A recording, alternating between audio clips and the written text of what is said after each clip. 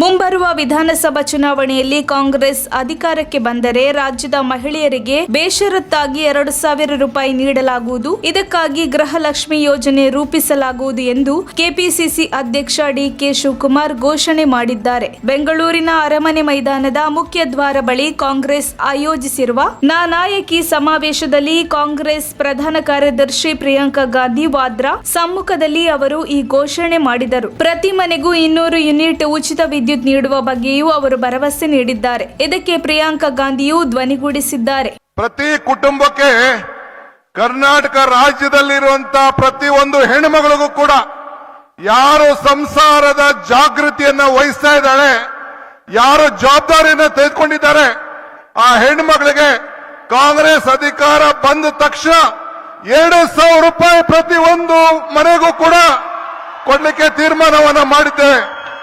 ನಾನು ಸಿದ್ದರಾಮಯ್ಯನವರು ಪ್ರಿಯಾಂಕಾ ಗಾಂಧಿಯವರ ಸಮ್ಮುಖದಲ್ಲಿ ನಿಮಗೆ ಒಂದು ಗ್ಯಾರಂಟಿ ಚೆಕ್ ಅನ್ನ ಇವತ್ತೇ ಸೈನ್ ಮಾಡಿ ನಾವು ಕೊಡ್ತಾ ಇದ್ದೇವೆ.